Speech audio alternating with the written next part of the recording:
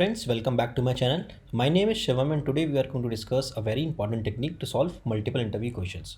So the technique is prefix sum and we can use this technique to solve multiple array questions. So after watching this video, you would be able to solve 5 very important interview questions and multiple variations of these questions as well. So the questions we are going to discuss in this video are, so basically the first one is find equilibrium index in an array. Next is we'll discuss find if an array consists of subarray with zero sum. Then we'll discuss find count of subarrays with equal number of zeros and ones. Next we'll discuss find the length of maximum subarray with equal number of zeros and ones. And then the most important question, that is find the longest span with some 0 in two binary arrays of same length. So let's discuss our very first question, that is finding an equilibrium index in the array. So what does this question means? So basically we need to find an index in an array such that all the sum of all the elements on the left hand side of that index and sum of all the elements on the right hand side of the index is same.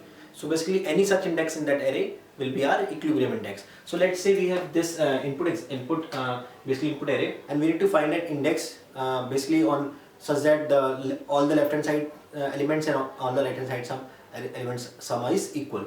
So basically if we say like our first and the last index cannot be our answer, because for the first index basically for the 0th index there are no left elements and for the last index there are no right elements. So this eliminates two elements from our solution. So basically first and the last element cannot be our solution. Now let's see the remaining elements. So for 1, what is the sum of left hand side elements? So for 1 left let's say like I have two things, so left side sum and right side sum, and I am writing that all the elements. So basically for -7 I don't write it. For 1 basically my left hand side sum is -7, and for and my right hand side sum is basically 5 plus 2 plus 3 minus 4, that is 6. Now next is 5. So basically for 5, what is the left hand side sum? So basically it's -7 plus 1, that is -6, and for the right basically the right side is this, so 2 plus 3 minus 4, basically 1. Next we move to 2. So for 2, what is the left hand side sum? So it is basically -1, and for right hand side it is also -1. So my 2, so basically this index of this element, which is 3. So the solution to my question is 3. So basically the third index is the equilibrium index, because the left hand side sum is equal to right hand side. So let's proceed ahead and see if there are any more equilibrium index. So for -4, what is the left hand side sum? So basically it is 5 plus 2 plus 1 minus 7, it is 1, and right hand side sum is 3. Next for 3, so basically for 3, what is the left hand side sum? So basically it is 5 plus 2 1 plus 1 minus this, so it will be -3, and right hand side sum is 0, and for 0 we will not calculate. So basically this is the only index in my array which is equilibrium index. So basically I return 3. So now how do I solve it programmatically? So what I can do is basically I can run two loops.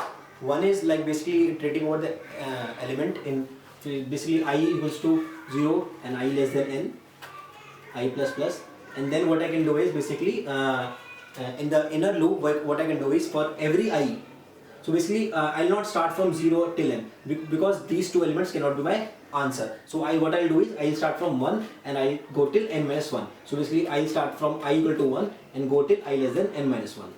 So I'll be going from here to here, and then what I'm doing is, so basically next what I'm doing is calculating the left side sum and calculating the right hand side sum for each element. So basically for I equal to 1, so for every I, what I'm doing is I'm iterating from j equals to 0 to j less than I and summing all the elements. So basically left hand side sum plus equals to array of j. And then what is the right hand side sum? So basically right hand side sum will be from my j equals to I plus 1 and j less than n, right hand side sum is equals to right hand side sum plus array of j. And then what I can do is I can compare if ls is equal to rs, if this condition is satisfied, which means this is my I is my equilibrium index. So this is how I am finding the basically equilibrium index programmatically. Now what is the time complexity of this solution? So the time complexity is basically I am running one loop outside and then I am calculating, then I am iterating over all the left hand side elements and all the right hand side elements. So basically for every element in n, I am iterating again n. So basically it will be O of n square. So this is like quadratic complexity, Now let's see if we can do this problem in linear time.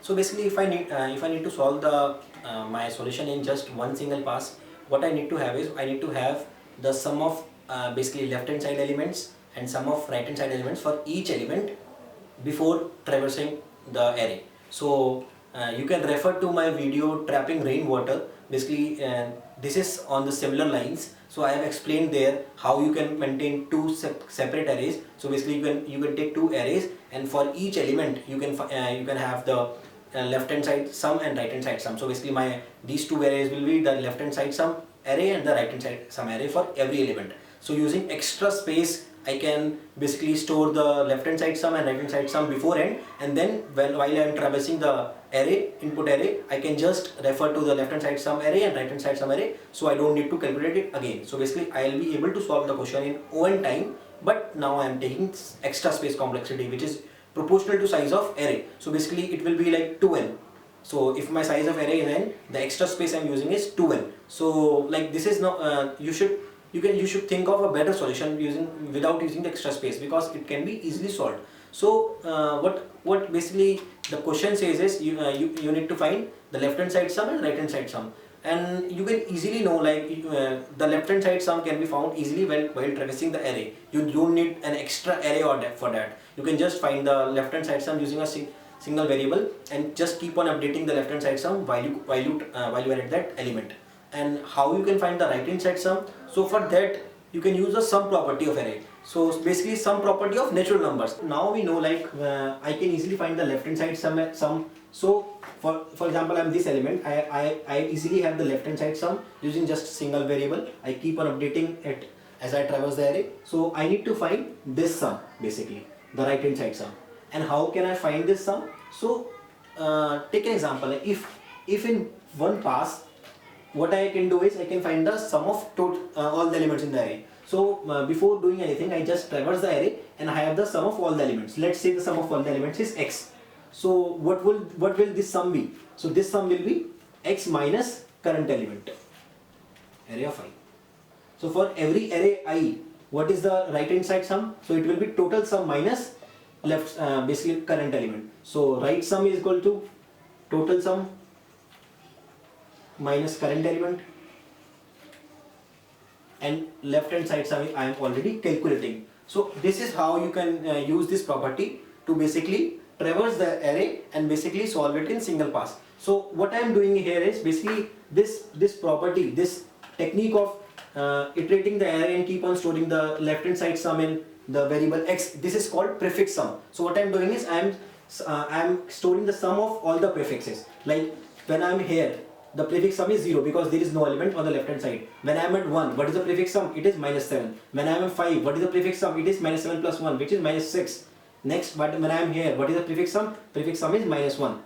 Similarly, when I am here, the prefix sum. So basically I am using this prefix sum property to calculate the right hand side sum. So this is very important property, and this you can use this prefix sum property to solve multiple array questions. So like I told you in the beginning, this property can be used to find any subarray or count of subarrays whose sum is 0, or like count of subarrays with equal number of zeros and ones. So this is very important property, and if you keep this property in mind, like when you are given a new question from the interviewer, you just think of this property and see if you can apply this property to your question. So let's write the short like code for this, the function code for this problem, and then we'll move to the next question. So the code to this problem is very simple. What we can do is we can write a function which will return the equilibrium index. So what will be my syntax of this function? So my return type will be int because I am returning the index, and then in the input I will take the input array. So my function will look like int find equilibrium, and then I am taking the input array in the function. Okay, so now I need to do two things. Basically I need to find the total sum, and I need a variable for left sum. So initially my total sum will be 0 and my left sum will be 0. So what I can do is I can traverse over the array and find the total sum. So basically I'll do is for int I equals to 0, I less than length, I plus plus, and basically my total sum is equals to total sum plus array of I. So this way I will be having the total sum. Now what I need to do is basically I need to iterate over the array and find the right sum and left sum. So basically I will go through the entire array again.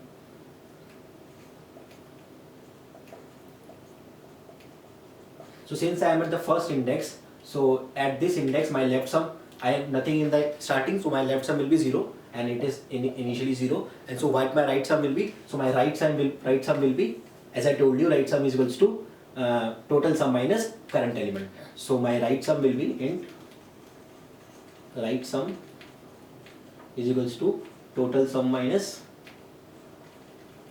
array of I. So in this case, for 0th index, my right sum is total sum minus -7 and my left sum is 0. So I'll compare if my right sum equals to left sum. If this condition is satisfied, which means my current index is equilibrium index. So what I'll do is I'll return I.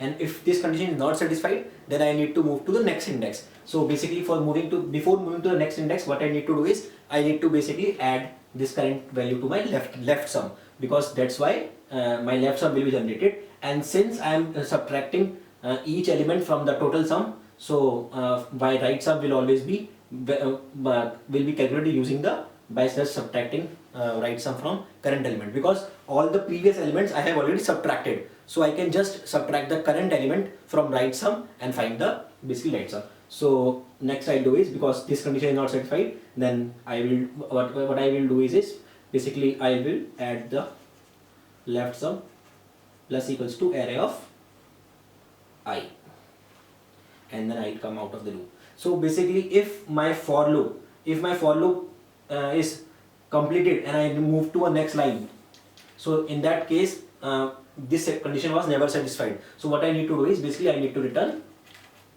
-1, which is there is no index in my array which is equilibrium. So I just close that array. So this is how I can easily find the equilibrium index by just two variables, the total sum and left sum, and I don't need any extra space which is proportional to size of array. So I hope this prefix sum property is very well clear to you. So now the next question I discussed, I told was that you are given us array, you need to find if there is a sub array with sum 0. I have already uploaded a very detailed tutorial for this question, wherein I have explained multiple solutions, and in the end the most effective one which using the prefix sum. So you can reference that video and watch it fully to understand that question.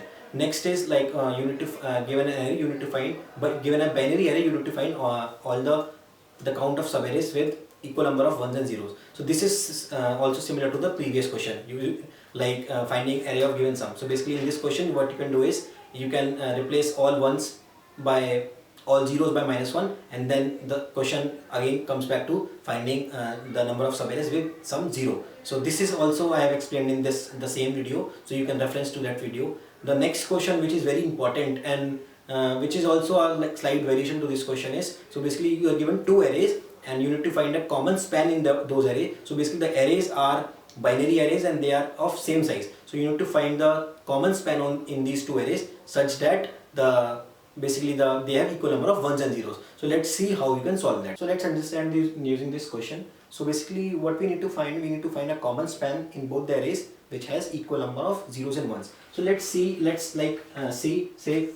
so basically number of ones and number of zeros.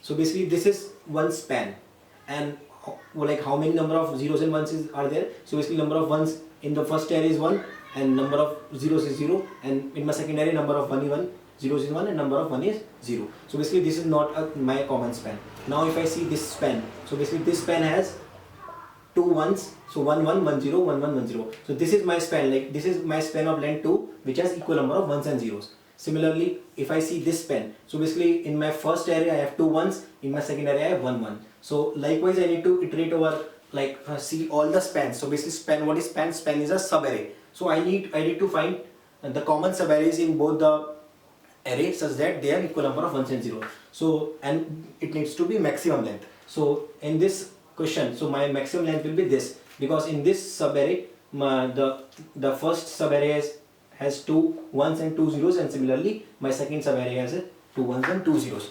So this is also a variation to the previous question, like equal number of ones and zeros and subarray with given sum.